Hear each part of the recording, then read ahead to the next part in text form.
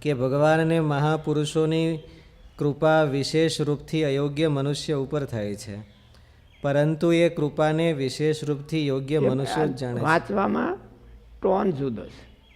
ભગવાનની કૃપા અયોગ્ય મનુષ્ય ઉપર થાય છે તો પણ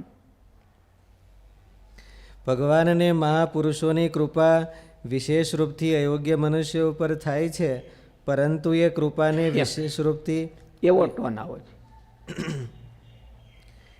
ભગવાનને મહાપુરુષોની કૃપા વિશેષ રૂપથી અયોગ્ય મનુષ્ય ઉપર થાય છે, પરંતુ એ કૃપાને વિશેષ રૂપથી યોગ્ય મનુષ્યો જ જાણે છે. જેવી રીતે નાના બાળક ઉપર માનો અયોગ્ય મનુષ્યો ઉપર કૃપા થઈ હોય તો એ જાણી શકતો નથી કે મારા ઉપર ભગવાનની કૃપા થઈ. કોઈને નથી મળ્યું, એ ભગવાને મને આપ્યું છે અને એનો ગ્રેટિટ્યૂડ થતો નથી. કૃપા અને ગ્રેટિટ્યૂડ, કૃપાનું ભાન, કૃપા થાય છે તો બધાયની ઉપર. ભગવાન છે એને તો કોઈની ઉપર ન કરવી કૃપા કે કરવી એવું તો છે નહીં.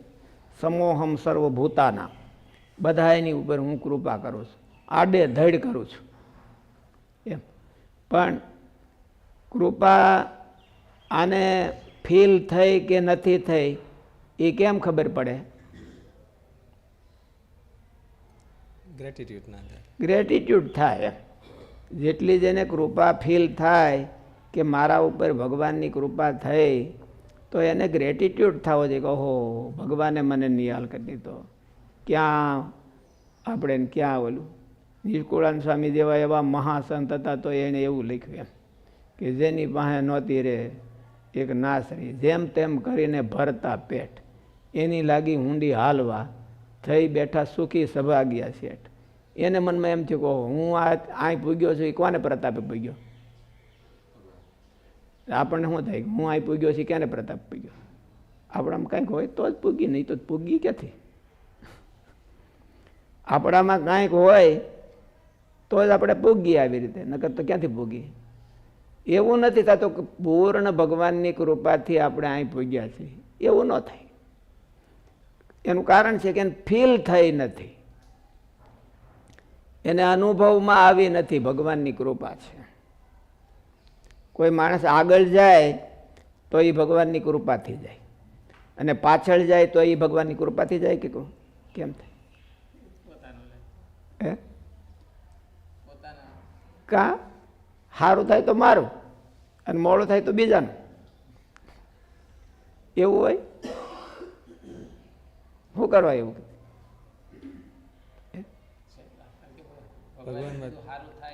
ભગવાનમાં નબળું સંભવ જ નથી. ભગવાનમાં તો કોઈ નબળાઈ છે જ નહીં.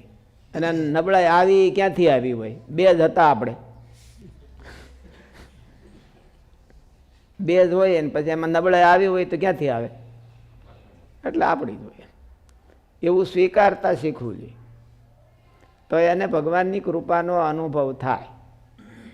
નબળું થાય તો એ આપણું જ હોય. આપણે બે જણા છીએ, ભગવાનને આપણે બે.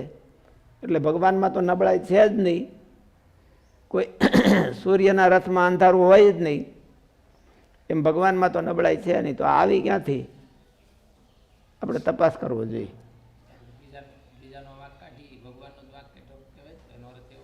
નાદારી કહેવાય. બીજાનો વાંક કાઢીએ એ નાદારી. ભગવાન તો હાથમાં આવે નહીં એટલે આપણે બીજાનો વાંક કાઢી કે આણે કર્યું એમ. ભગવાન તો પાછા કોઈનું પેલું સારું મોડું માથે નથી લેતા ને.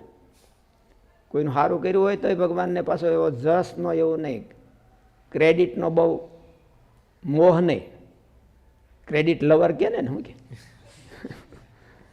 ક્રેડિટ લવર નહીં ભગવાન. એમ પાછી ઓલે અપકીર્તિ નહીં, ઓલું નહીં, પાતન માથે ન આવવા દે. કોઈક નાખે એની ઉપર તોય ન આવવા દે. એટલે આપણે પછી બીજો કોઈ હાથમાં ન આવે, ભગવાન હાથમાં ન આવે એટલે બીજા કોઈક હામાં બેઠા હોય તો વિશ્વમંગલ સ્વામી કે હવ ઢીલું હોય એમાં આંગળી ઘોકાવે. હવ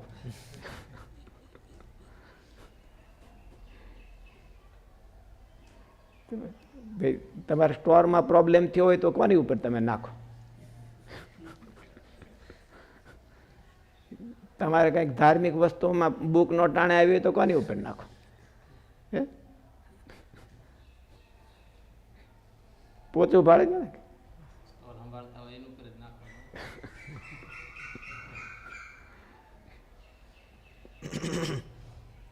ભગવાન એમ હાવ પહોંચાય નહીં કે એની ઉપર કોઈક જલ્દી નાખીને વ્યા જાય. અને ક્રેડિટ લવર નહીં. ક્રેડિટ કોકને જોતી હોય તો દઈ જ દો ને. ભગવાન કે મારે ઘણી છે. માણસને જ તાણ છે ક્રેડિટની કે મને એણે દીધી નહીં. એટલું આપણે કર્યું તો એણે સામું જોયું નહીં. અમારા વરહ 20 થઈ ગયા તો આમ ઢળીને મરી ગયા તો અમારે સામું ન જોયું. ક્રેડિટ લવર એક માણસને ક્રેડિટ લવ બધા માણસને જાય પડે. માણસને એની બહુ ભગવાનને એની ભૂખ નહીં બહુ કે મારે જ ઘણી છે. કોકને દો ને જેને જોતી હોય એને ભગવાન એમ કહી હતી હું કામ કરી દે, ક્રેડિટ કોકને જોતી હોય દો. ભગવાને અર્જુનને હોતે કીધું નિમિત્ત માત્ર ભવ સવ્ય સાથી, તું મારો મિત્ર છો ને એટલે મારે તને ક્રેડિટ અપાવીશ. કામ કોને કરવું છે? ભગવાનને. કામ કેવું કરે? ધોરે એવું જોતીશ પણ મારે તને ક્રેડિટ અપાવીશ. એટલે ક્રેડિટ એ ભગવાન રાખતા નથી. અને અનક્રેડિટ કે શું કે એને એનો વિરોધી શું કે ઓપોઝિટ? હે ડેપ્થ નો કહેવાય. એ રાખતા નથી. જે હોય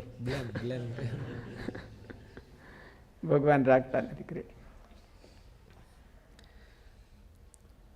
ઉપરયુક્ત વિવેચનથી એક વાત સિદ્ધ થાય છે કે ભગવાન અને મહાપુરુષોની કૃપા વિશેષ રૂપથી અયોગ્ય મનુષ્ય ઉપર થાય છે, પરંતુ એ કૃપાને વિશેષ રૂપથી યોગ્ય મનુષ્યો જ જાણે છે. સ્વામિનારાયણ ભગવાને આપણા ઉપર કેટલી કૃપા કરી છે. હવે અવતાર જેવી સામર્થ્ય આપી લ્યો ભગવાને.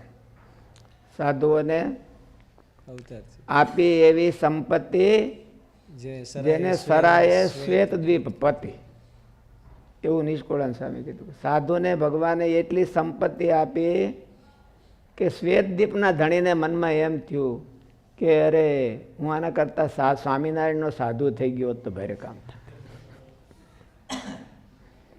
સ્વામિનારાયણનો સાધુ થઈ ગયો હોત તો ભારે કામ થાત.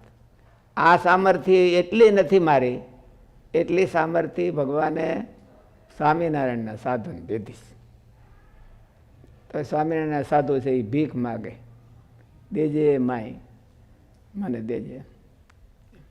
એ ભીખ માગે એટલે એને ભીખ માગે છે એટલે એનો અર્થ એવો છે કે એને એનો કેફ નથી ચડ્યો અને એને ગ્રેટિટ્યૂડનો પણ ફીલ નથી થઈ. ગ્રેટિટ્યૂડ કે મને ભગવાને હું સંપત્તિ આપીશ. ભગવાને હું સંપત્તિ આપીશ?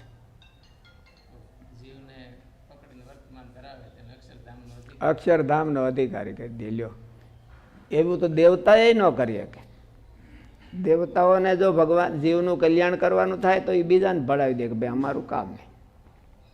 એક ભગવાન જ કરી શકે અને બીજા સાધુ કરી શકે. અને બીજી સંપત્તિ શું આપે? જેને કાંઈ ન જોઈ એ બહુ સ્ટ્રોંગ સંપત્તિ છે. અને જેને કાંઈક જોઈ એ ભિખારી કહેવાય. કંઈક જોઈએ તો ભલે ને સારું જોઈએ તો ભિખારી કહેવાય. ભીખ તો માગવી પડે. જેને કાંઈ ન જોઈએ વો શાહન કો શાહ, जिसको कछु न चाहिए वो શાહન કો શાહ. એ મોટી સંપત્તિ છે. એટલે શ્વેતદીપપતિ છે એને તો બહુ ઝાઝો પરિવાર છે. એટલે બધા છોકરા છૈયા હોય એટલે એ હાંજ સવારે માગી રાખે ને. અને કાંઈ નહીં એટલે કાંઈ કોઈ માગે જ નહીં. એટલે એને એમ થયું કે આવું હોય તો ભારે કામ થાય. કોઈ ટેન્શન જ ન કરે સાંજે સવારે. આ તો બહાર હોય ત્યાં સુધી જ એને બધાને ગ્રહસ્થને તો શાંતિ. ઘેરે જાય એટલે તરત ટેન્શન ઊભું થાય. છોકરાને ઘરવાળાને બધા ચોંટી જ પડે કે લાવ લાવ લાવ લાવ લાવ. તો હું ક્યાંથી લાવું? તો ગમે તે મર પણ લાવ.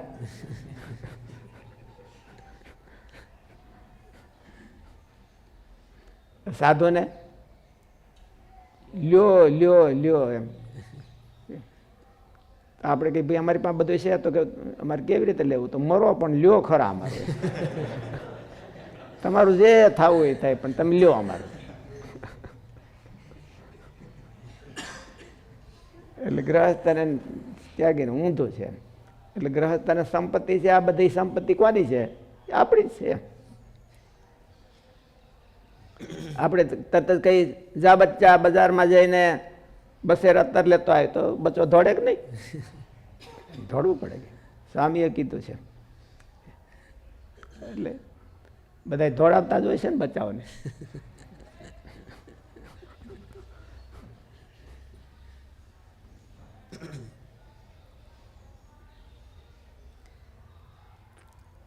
ઉપરયુક્ત વિવેચનથી એક વાત સિદ્ધ થાય છે કે ભગવાન અને મહાપુરુષોની કૃપા વિશેષ રૂપથી અયોગ્ય મનુષ્ય ઉપર થાય છે, પરંતુ એ કૃપાને વિશેષ રૂપથી યોગ્ય મનુષ્યો જ જાણે છે. જેવી રીતે નાના બાળક ઉપર માનો અધિક સ્નેહ હોય છે, પરંતુ મોટો દીકરો માને જેટલી જાણે છે તથા માનો સ્નેહ અધિક છે તે જાણે છે, તેટલું નાનો દીકરો નથી જાણતો. એને ખબર નથી કે અતિ અમૂલ્ય માનો નિર્વ્યાજ સ્નેહ મારા ઉપર સૌથી વધારે છે. તે પાછો મોટો દીકરો જાણે છે, પરંતુ મોટા ઉપર એવો સ્નેહ રહેતો નથી. તેના ઉપર તો જેટલો ઘટે તેટલો રહે, વધારાનો નહીં. જેમ ભલા ભોળા અને સીધા સાદા વ્રજવાસી ગ્વાલબાલ ગોપી ગોવાળ અને ગાય આમના ઉપર ભગવાન જેટલો અધિક સ્નેહ કરે છે, એટલો સ્નેહ જીવન મુક્ત મહાપુરુષો ઉપર નથી કરતા. બ્રહ્મા ઉપર નહીં.